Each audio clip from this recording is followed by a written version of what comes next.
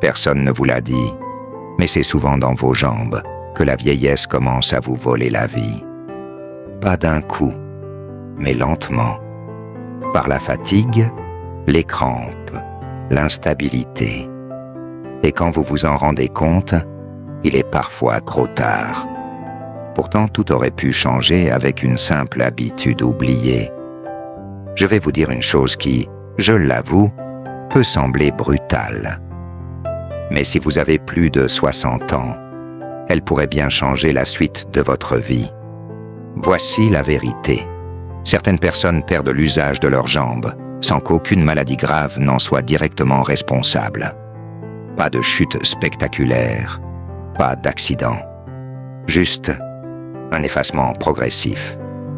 Et pourtant, les signes étaient là, bien présents, bien visibles. Mais comme souvent, on ne les a pas pris au sérieux. Une lourdeur inhabituelle en fin de journée, une crampe nocturne qui revient sans prévenir, une fatigue dans les mollets après seulement quelques marches. Rien de spectaculaire, je vous l'accorde, mais ce sont des signaux d'alarme, des appels à l'aide silencieux. Et si vous ne les entendez pas, alors un jour, peut-être plus tôt que prévu, monter un escalier, se lever d'un fauteuil ou traverser la rue devient une épreuve. Pas à cause d'un accident, non. À cause du quotidien, à cause de l'usure, à cause du silence qu'on a laissé s'installer. Je ne dis pas ça pour vous faire peur. Je vous le dis parce que je l'ai vu, parce que c'est devenu mon métier et parce que je l'ai vécu aussi dans ma propre famille. Mon père, un homme robuste, agriculteur dans la campagne d'Auvergne, ne s'est jamais vraiment plaint. Vers 68 ans, j'ai remarqué qu'il s'asseyait plus souvent, qu'il attendait un peu plus longtemps avant de se lever. Puis il a arrêté ses balades du soir. Ensuite, ce fut le potager. Il me disait « C'est l'âge, tu verras ». Mais ce n'était pas l'âge. C'était le prix de l'inattention accumulée. Quelques années plus tard, il ne marchait quasiment plus sans aide. Rien de dramatique, juste une lente dégringolade que personne n'avait voulu voir, ou que l'on aurait pu ralentir, peut-être même éviter. Car aujourd'hui, nous savons que les jambes, ce n'est pas qu'une histoire de muscles ou d'articulations.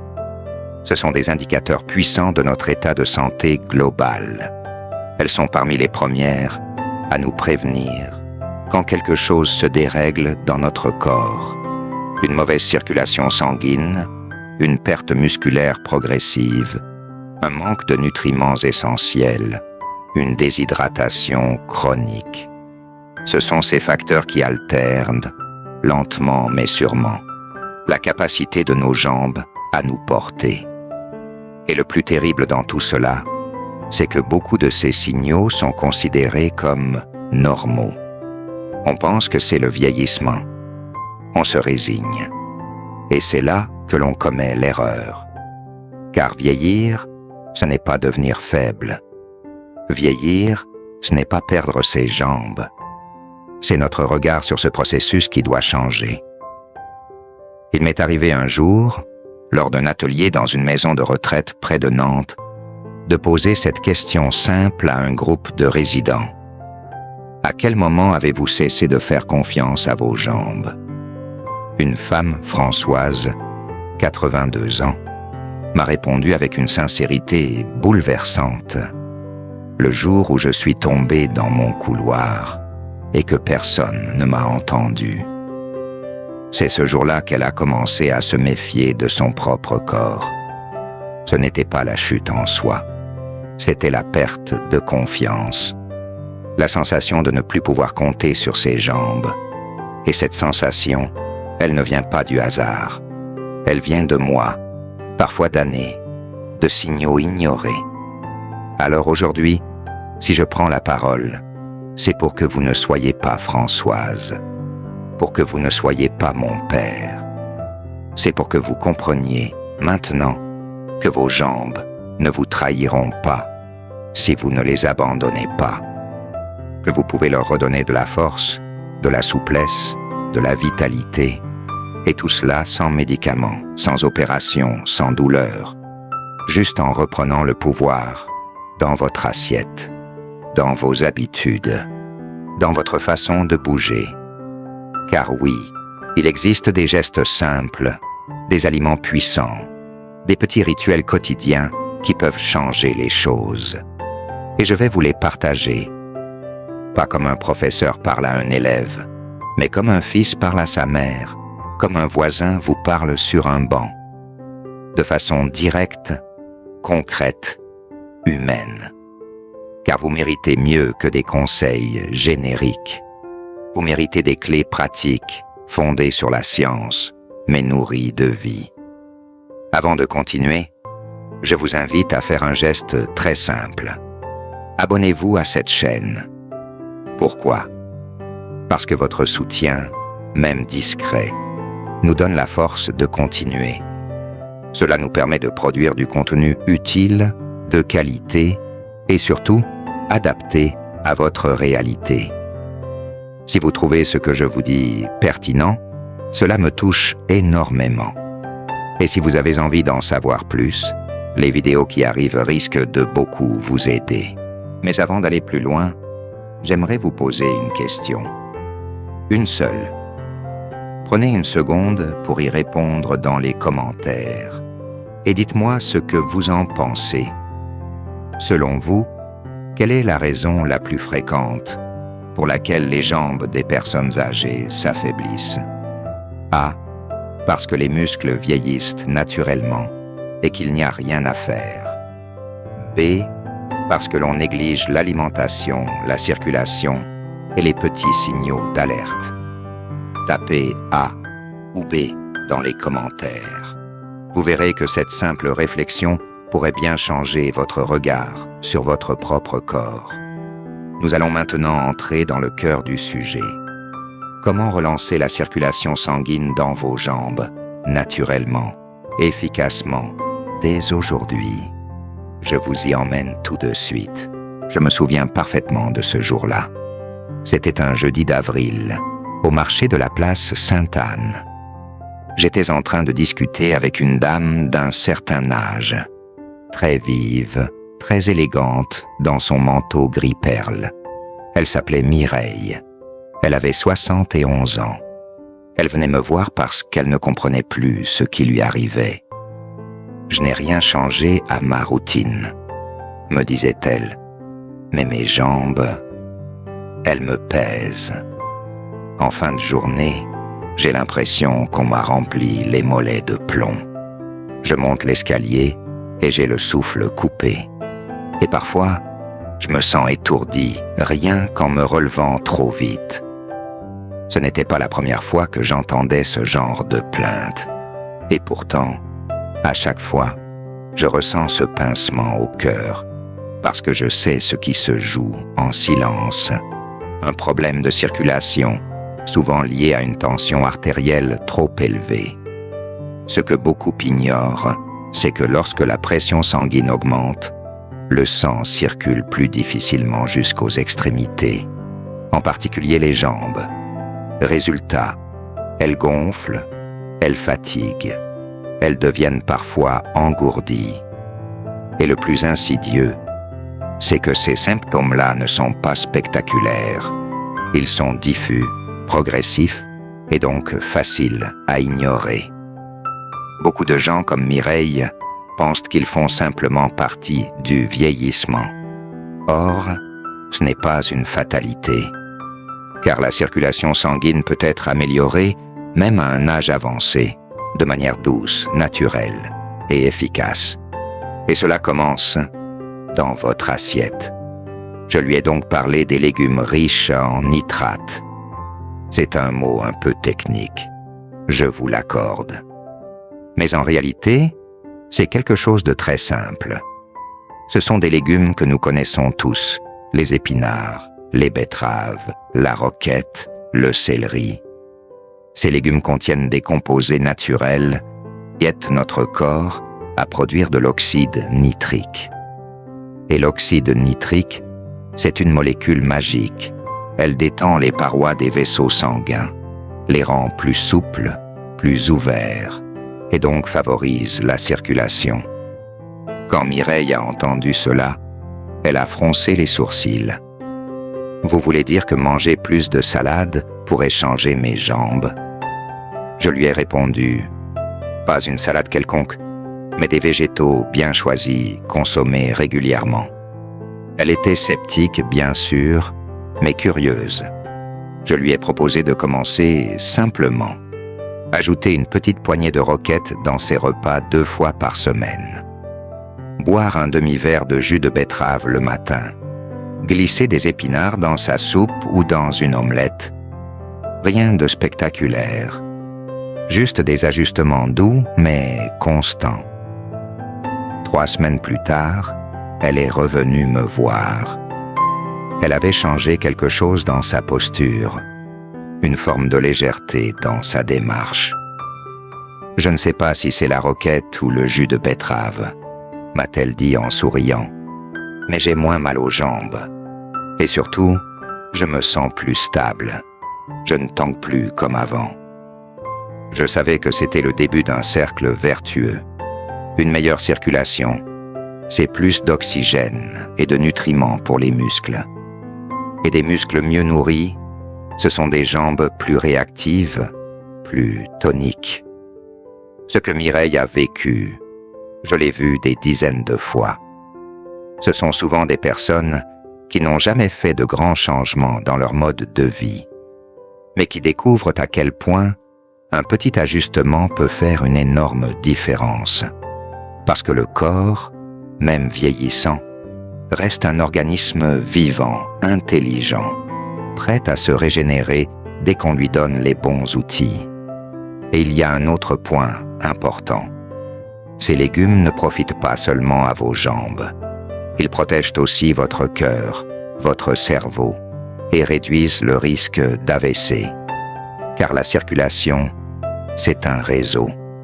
Améliorer la circulation dans vos jambes, c'est aussi alléger le travail de votre cœur, mieux irriguer votre tête et même améliorer votre concentration. J'ai vu un homme, Louis, 75 ans, ancien ébéniste à Poitiers, qui m'a confié après 2 mois de changement alimentaire. Avant, j'avais toujours une sorte de brouillard dans la tête, une lenteur. Maintenant, j'ai l'impression d'avoir rallumé la lumière dans mon cerveau. Et tout ça, grâce à des légumes qu'il avait sous les yeux depuis des années, mais qu'il n'avait jamais pensé utiliser pour sa santé. Il ne s'agit pas ici de faire des cures miracles, ni de vous promettre que vous allez courir un marathon à 80 ans. Il s'agit de rétablir des équilibres subtils dans le corps. Et croyez-moi, le corps humain sait faire son travail, du moment qu'on ne l'entrave pas. Ce que je souhaite que vous reteniez, c'est que vos jambes ne sont pas seulement des outils de déplacement. Ce sont des capteurs. Elles vous disent si votre sang circule bien, si vos cellules reçoivent assez d'oxygène, si votre tension est maîtrisée. Et elles vous remercient à chaque fois que vous faites un choix juste. Et ce n'est que le début. Car une fois que la circulation est relancée, il faut ensuite renforcer les muscles qui soutiennent vos jambes. Car même si l'autoroute est dégagée, encore faut-il que les véhicules soient puissants. C'est ce que je vais vous raconter maintenant. Je me souviens très bien d'un homme que j'ai accompagné il y a quelques années. Il s'appelait Alain, 76 ans. Ancien professeur d'histoire-géographie à La Rochelle. Il avait cette élégance discrète des hommes de sa génération, toujours en veste bien repassée, la voix posée, mais les gestes ralentis. Il est venu me voir parce qu'il ne comprenait pas pourquoi il se sentait si instable. Il ne tombait pas, non, mais il avait constamment cette sensation désagréable que ses jambes ne répondaient plus. Monter une marche, se lever d'un canapé un peu bas, traverser la place du marché un jour de vent, Tout cela lui demandait un effort démesuré. Et pourtant, il ne souffrait d'aucune maladie grave. C'est souvent ce que l'on oublie. La perte de mobilité ne commence pas toujours avec une pathologie identifiable. Elle commence dans l'ombre, par de petites pertes musculaires invisibles à l'œil nu. On les appelle la sarcopénie. C'est un mot que peu de gens connaissent, mais ses effets sont dévastateurs s'ils ne sont pas pris au sérieux. Car en vieillissant, notre masse musculaire diminue, lentement, mais sûrement. Et cela touche particulièrement les jambes, qui sont composées de groupes musculaires volumineux. Moins de muscles, c'est moins de stabilité, moins d'endurance, plus de fatigue à l'effort, et un risque de chute plus élevé. Quand j'ai commencé à poser des questions à Alain sur ses habitudes alimentaires, j'ai vite compris. Il ne mangeait quasiment pas de protéines au petit déjeuner, grignotait un peu de pain et de fromage à midi, puis une soupe légère le soir. Rien de dramatique, mais pas de quoi entretenir ou reconstruire ses muscles. Et puis, il m'a parlé de crampes la nuit, de picotements parfois dans les mollets, de cette sensation que ses jambes n'avaient plus de ressort. Là encore, les signes étaient clairs. Son corps manquait probablement aussi de magnésium. Alors je lui ai proposé une approche simple, à son rythme.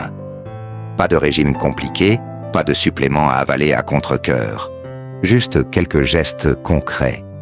Ajouter un œuf dur le matin ou un yaourt grec avec des graines. Remplacer de temps en temps le pain par du quinoa ou des lentilles. Glisser quelques amandes dans sa poche pour grignoter sainement. Et surtout, introduire des légumes à feuilles vert foncé, comme les épinards ou le chou kale, riches en magnésium naturel. 3 semaines plus tard, il est revenu avec un sourire que je n'avais jamais vu. « Je ne suis pas devenu coureur de fond, m'a-t-il dit, mais j'ai redécouvert la sensation de jambes solides. » Ce qu'il exprimait, c'était plus qu'un soulagement physique. C'était une forme de reconquête, celle de la confiance en soi, celle d'oser reprendre des trajets à pied plus longs, celle de ne plus redouter de sortir seul. Et cela, croyez-moi, n'a pas de prix. Il est important de comprendre que le magnésium joue un rôle fondamental dans la contraction et la détente musculaire. Sans lui, les fibres musculaires deviennent plus rigides, plus susceptibles de se crisper de façon involontaire. Ce sont les fameuses crampes nocturnes. Mais le magnésium est aussi lié à notre système nerveux. En manquer peut provoquer des fourmillements, une sensation de jambes instables, voire une fatigue générale. Le problème, c'est qu'avec l'âge, notre corps absorbe moins bien ce minéral. Même si vous mangez correctement, vous pouvez quand même être en déficit si votre intestin ne le capte plus comme avant. C'est pourquoi il ne suffit pas d'avoir une alimentation équilibrée en théorie, il faut l'adapter à la réalité de notre corps vieillissant. Pour les protéines, c'est la même chose. Les besoins augmentent en vieillissant, pas l'inverse. Notre corps a besoin de protéines pour reconstruire les fibres musculaires, pour réparer les tissus, pour maintenir une fonction motrice correcte. Et pas uniquement pour les sportifs, non. Pour toute personne qui souhaite continuer à se déplacer sans aide, à jardiner, à danser, à monter les escaliers sans s'appuyer lourdement sur la rampe. Je me souviens d'une autre femme, Solange, 80 ans, à Toulouse. Elle me racontait qu'elle s'asseyait de plus en plus souvent pendant ses promenades, parce qu'elle n'avait plus d'endurance dans les jambes. En regardant ses habitudes, on a vu qu'elle mangeait très peu de protéines animales et presque aucune végétale. En réintroduisant progressivement des sources simples, œufs, légumineuses, poissons blancs, fromage de chèvre frais, elle a retrouvé non seulement de l'énergie, mais aussi une meilleure posture. Elle se tenait plus droite, plus assurée, et cela s'est vu dans son regard. Je le dis souvent, ce ne sont pas des miracles, ce sont des mécanismes naturels que l'on réactive. Le corps ne demande qu'à fonctionner, mais encore faut-il lui donner les bons matériaux. Alors la question est simple.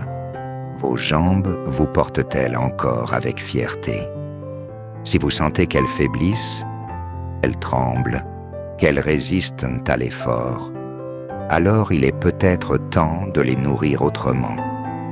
Car ce n'est pas seulement une affaire de force, c'est une affaire d'indépendance, de dignité, de liberté de mouvement. Et lorsque la force revient, il est alors possible d'aller encore plus loin, de favoriser une meilleure circulation dans les profondeurs du système vasculaire. Et cela, vous allez voir, peut se faire grâce à des alliés inattendus, riches en oméga 3. Il y a quelques mois, j'ai retrouvé un ancien voisin que je n'avais pas vu depuis longtemps. Il s'appelle Raymond, il a 74 ans, retraité des chemins de fer, un homme robuste autrefois, toujours en mouvement, passionné de jardinage et de vélo. Mais ce jour-là, je ne l'ai pas reconnu tout de suite. Son pas était ralenti, son regard un peu fatigué. Nous avons discuté quelques minutes sur le banc du square et il m'a dit « Je ne comprends pas, j'ai toujours été actif, je marche encore tous les jours et pourtant mes jambes deviennent lourdes, surtout l'après-midi. Et parfois, elles gonflent comme si elles n'avaient plus d'élan. » Je l'ai écouté attentivement. Il m'a parlé de ses habitudes alimentaires, de ses promenades au bord de la Vienne, de ses nuits entrecoupées à cause de douleurs dans les mollets. Rien de très alarmant à première vue, mais en recoupant ces symptômes, j'ai pensé tout de suite à un problème de circulation profonde, celui que l'on ignore souvent parce qu'on continue à bouger un peu, à vivre comme avant, mais qui trahit une inflammation des vaisseaux, une microcirculation en souffrance. Et dans bien des cas, c'est lié à une carence silencieuse en oméga 3. Ce n'est pas un mot qu'on associe spontanément aux jambes. Pourtant, les acides gras oméga 3 sont de véritables alliés pour le système vasculaire. Ils assouplissent les parois des vaisseaux sanguins, réduisent les phénomènes inflammatoires chroniques et favorisent une circulation plus fluide, plus libre. Or, en vieillissant, nous avons tendance à en consommer de moins en moins, et notre corps à les synthétiser de moins en moins bien. Le résultat, ce sont des jambes plus lourdes, moins bien irriguées, qui réagissent mal au moindre effort. Je me souviens de la tête de Raymond quand je lui ai expliqué cela. Il m'a dit « Tu veux dire que c'est ce que je mets dans mon assiette qui me donne cette sensation de jambes bloquées ?» Je lui ai répondu « Pas seulement ce que tu mets dans ton assiette, mais ce que tu oublies d'y mettre. » Nous avons parlé longuement. Je lui ai conseillé de réintroduire progressivement des aliments riches en oméga 3 dans ses repas. Du saumon 2 fois par semaine, quelques noix au goûter, une cuillère à soupe d'huile de colza sur ses crudités et de temps en temps, une petite boîte de sardines à l'huile d'olive, comme celle que son père adorait autrefois. Ce ne sont pas des choses compliquées, ce sont même des aliments simples, ancrés dans nos traditions.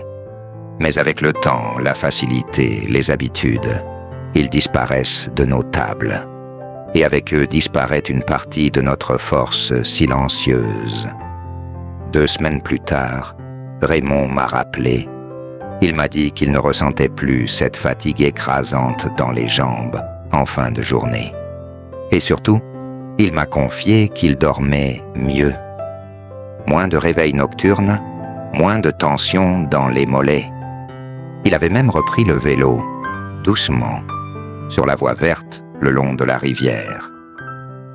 J'ai entendu des dizaines d'histoires comme celle-ci. Des personnes qui croyaient leur corps en déclin irréversible, alors qu'ils demandaient simplement qu'on prenne soin de lui autrement. Parce que ce que les oméga-3 apportent à nos jambes, ils l'apportent aussi à notre cœur, à notre cerveau, à nos yeux. C'est un soutien global, discret mais puissant, comme une huile fine qui vient lubrifier des engrenages un peu rouillés. Et pour ceux qui n'aiment pas le poisson ou qui ont du mal à en consommer régulièrement, il existe des alternatives végétales intéressantes. Les graines de lin moulues, les graines de chia, les huiles de cameline, ou même certaines algues comestibles. L'important n'est pas la perfection, c'est la régularité, l'attention portée à ces petits gestes qui, jour après jour, reforment une base solide. Ce qui m'a toujours fasciné, c'est la capacité qu'a le corps à se réparer, à retrouver ses chemins naturels dès qu'on lui en donne l'occasion. Il ne faut pas grand-chose, souvent. Juste un peu de conscience, un peu de volonté, un peu d'amour de soi. Et cela commence dans la cuisine, dans les courses que l'on fait, dans les choix que l'on pose sans y penser. Je me souviens d'une femme, Jeanne, 78 ans, qui me disait que son mari s'étonnait de la voir plus vive qu'avant. « C'est étrange, disait-elle en riant. Je suis plus vieille, mais j'ai plus d'élan qu'il y a 5 ans. » Elle avait simplement changé son petit déjeuner, troquant ses biscuits industriels contre un bol de flocons d'avoine, quelques noix et une cuillère de graines de lin. Elle disait que ses jambes ne plombaient plus, qu'elle avait retrouvé une légèreté oubliée. Ce ne sont pas des secrets, ce sont des savoirs simples, souvent oubliés, que l'on remet doucement à l'honneur. Et quand la circulation revient, que l'inflammation diminue, que les jambes redeviennent vivantes, alors on a envie d'aller plus loin. On a envie de marcher, de bouger, de retrouver l'équilibre. Et c'est justement là que la question de la stabilité devient essentielle. Car si vos jambes sont bien irriguées, mais que vos appuis sont fragiles, le risque de chute reste là, en embuscade. C'est pourquoi il faut maintenant parler de la mobilité, de la coordination et surtout du rôle capital des protéines dans le maintien de votre équilibre. Je repense souvent à cette scène. Une nuit d'été, lorsque ma mère s'est réveillée en sursaut à cause d'une crampe si violente qu'elle en avait crié. Elle avait 73 ans à l'époque, en assez bonne forme générale, autonome, lucide. Mais depuis quelques semaines, quelque chose ne tournait plus rond. Les crampes étaient devenues régulières, presque chaque nuit. Le mollet se tendait comme un câble, la douleur l'arrachant au sommeil sans prévenir. Elle tentait de se lever, de marcher un peu, de masser sa jambe, mais rien n'y faisait. Et moi, impuissant, je la regardais avec cette frustration sourde que tous les aidants connaissent bien. Alors j'ai pris le temps de chercher, d'observer, de comprendre. Ce que je vais vous partager ici, c'est ce que j'ai appris ce soir-là, mais aussi auprès de tant d'autres patients que j'accompagne au quotidien. Car les crampes nocturnes ne sont pas qu'un désagrément mineur. Elles sont souvent le reflet d'un déséquilibre profond entre ce que notre corps consomme et ce qu'il dépense. Et passé un certain âge, cet équilibre devient de plus en plus fragile. Le premier responsable, c'est souvent le manque d'hydratation. Avec l'âge, la sensation de soif diminue. On boit moins, parfois sans même s'en rendre compte. Un café le matin, un thé l'après-midi, un verre d'eau au dîner, et on pense que c'est suffisant. Mais ce n'est pas le cas. Surtout lorsque l'on prend certains médicaments, comme des diurétiques ou des hypotenseurs, qui accélèrent la perte de liquide. Le corps se déshydrate, les tissus se contractent et les muscles deviennent plus susceptibles de spasmer. Mais il n'y a pas que l'eau. L'équilibre électrolytique joue un rôle tout aussi crucial. Pour fonctionner normalement, nos muscles ont besoin d'un juste dosage de potassium, de sodium, de magnésium et de calcium. Ces minéraux travaillent ensemble pour permettre la contraction et la détente musculaire. Lorsque l'un vient à manquer, le système se dérègle. Les nerfs envoient naissant des signaux erratiques. Les fibres musculaires se contractent brutalement. Et c'est la crampe, souvent la nuit, lorsque le corps est au repos. Je me souviens d'une patiente, Eliane, 75 ans, vivant seule dans un petit appartement au centre de Tours. Elle souffrait de crampes aux mollets toutes les nuits, depuis près de 2 mois. Elle avait essayé des étirements, des huiles essentielles, des bains de pieds. Rien ne semblait fonctionner durablement. En discutant, j'ai réalisé qu'elle buvait peu, surtout par peur de devoir se lever la nuit pour aller aux toilettes. Et son alimentation était très pauvre en fruits frais et en aliments riches en électrolytes. Nous avons donc travaillé ensemble sur des solutions simples. Nous avons d'abord adapté les horaires, boire plus le matin, un peu moins après 18 heures pour limiter les réveils nocturnes. Elle a commencé à introduire chaque jour une banane ou un morceau de melon, un petit verre d'eau de coco naturel, une pincée de sel de mer non raffiné dans 1 litre d'eau, et des légumes riches en magnésium comme les épinards ou les blettes. Ce ne fut pas immédiat, mais au bout de 2 semaines, elle m'a appelé, presque émue. Je n'ai pas eu de crampes depuis 4 nuits. Je dors. Enfin, je dors. Cette phrase m'a profondément marqué, parce que derrière ces douleurs musculaires qu'on croit banales, il y a le sommeil, la qualité de vie, la sérénité. Une crampe nocturne n'est jamais juste une crampe. C'est une rupture de rythme, une fatigue accumulée, un signal que le corps n'arrive plus à réguler de lui-même. Et pourtant, les solutions sont souvent là, dans notre cuisine, dans nos verres, dans des gestes quotidiens. Il est important aussi de rappeler que le corps vieillit, oui, mais il ne perd jamais sa capacité à retrouver un équilibre du moment qu'on lui offre les bons leviers. L'eau de coco, par exemple, est une boisson que je recommande souvent car elle est naturellement riche en potassium et en magnésium, tout en étant bien tolérée par les estomacs sensibles. Une cuillère de graines de courge dans une soupe, quelques amandes non salées, un carré de chocolat noir riche en cacao, autant de sources précieuses et simples à intégrer. Et ce n'est pas un hasard si les personnes âgées qui maintiennent une bonne hydratation et un apport suffisant en électrolytes sont aussi celles qui se sentent plus dynamiques, plus confiantes dans leurs mouvements. Car tout est lié.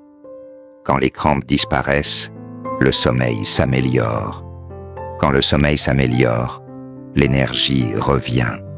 Et quand l'énergie revient, on a envie de sortir, de bouger, de retrouver sa vie. Je repense à ma mère, ce matin-là où elle s'est réveillée sans douleur pour la première fois, après plusieurs semaines. Elle avait les yeux brillants, comme soulagée. Je crois que ça y est. Mes jambes m'ont laissé tranquille cette nuit. Et ce fut un tournant. Ce matin-là, elle a remis ses chaussures de marche. Pas pour faire 10 kilomètres, non. Juste pour descendre dans le jardin, regarder les roses et sentir le sol sous ses pas. C'était peu, mais c'était tout. Et c'est justement parce que ces gestes simples peuvent tout changer que nous devons les transmettre. Car au fond, ce que nos jambes attendent de nous, ce n'est pas la perfection, mais l'attention. Et une fois que nous avons rétabli l'équilibre hydrique et minéral, une fois que le corps recommence à bouger librement sans douleur, alors nous pouvons aller plus loin. nous pouvons réfléchir au sens de cette mobilité retrouvée, à ce qu'elle nous permet de vivre, de partager, d'accomplir. Car une vie debout, active, habitée, ne s'improvise pas. Elle se cultive, pas à pas. En prenant le temps de vous parler de vos jambes, j'ai voulu faire bien plus que vous donner des conseils de santé. J'ai voulu vous tendre un miroir, car ce que vos jambes révèlent, ce n'est pas seulement l'état de votre circulation, de vos muscles ou de vos nerfs. Elles disent quelque chose de votre relation à votre corps, à votre autonomie, à votre rythme de vie. Avec l'âge, on a parfois tendance à croire qu'on ne peut plus rien changer, qu'il faut juste s'adapter, ralentir, accepter de perdre. Mais ce que j'ai vu, vécu et accompagné, c'est exactement l'inverse. Le corps ne demande qu'à coopérer, à se réorganiser, à se renforcer, du moment qu'on l'écoute avec bienveillance et qu'on le nourrit avec intelligence. Ce n'est jamais trop tard pour aller mieux. Ce n'est jamais vain de changer une habitude, même minuscule. Une poignée d'amandes, un verre d'eau en plus, une marche de 10 minutes au lieu de rester assis. Ces gestes qui paraissent sans importance deviennent, avec le temps, les fondations silencieuses d'une vie plus stable, plus légère, plus digne. Nos jambes sont la base de notre verticalité, et dans un sens plus large, elles sont le symbole de notre volonté d'avancer dans la vie, de nous tenir debout, de continuer à nous mouvoir vers ce qui compte vraiment. La liberté, l'amour, le lien, la transmission. J'ai vu des hommes et des femmes retrouver leur sourire simplement parce qu'ils n'avaient plus peur de tomber. J'ai vu des regards s'illuminer parce que monter un escalier redevenait possible, sans s'essouffler. J'ai vu des grands-parents rejouer dans l'herbe avec leurs petits-enfants, non pas parce qu'ils avaient une pilule miracle, mais parce qu'ils avaient réappris à prendre soin d'eux chaque jour, avec constance et douceur. Alors aujourd'hui, je vous invite à poser un regard nouveau sur vos jambes. Non pas un regard inquiet, mais un regard curieux, attentif, vivant. Offrez-leur ce qu'elles méritent, du mouvement, des nutriments, de l'hydratation et surtout de la reconnaissance. Car elles vous ont porté jusqu'ici. Et si vous les respectez, elles peuvent encore vous emmener loin. Bilan à retenir. Prenez soin de vos jambes comme on entretient un jardin, avec patience, régularité et une profonde écoute. C'est un moyen simple, concret et puissant de rester debout, au propre comme au figuré, dans ce monde qui bouge si vite. Et vous, parmi les 5 clés naturelles que nous avons explorées, laquelle avez-vous déjà adoptée dans votre quotidien? Dites-le moi en commentaire. Cela m'aide à mieux comprendre vos besoins. Et cela inspire aussi les autres à franchir le pas. Si cette vidéo vous a été utile, je vous invite à vous abonner à la chaîne et à activer la cloche pour ne rater aucun des prochains contenus. Et si vous souhaitez nous soutenir pour que cette aventure continue, vous pouvez aussi faire un petit don à la chaîne. Cela nous permet de rester indépendants, de créer du contenu de qualité et d'aller toujours plus loin avec vous. Merci du fond du cœur d'avoir pris ce temps avec moi. Prenez soin de vous et à très bientôt.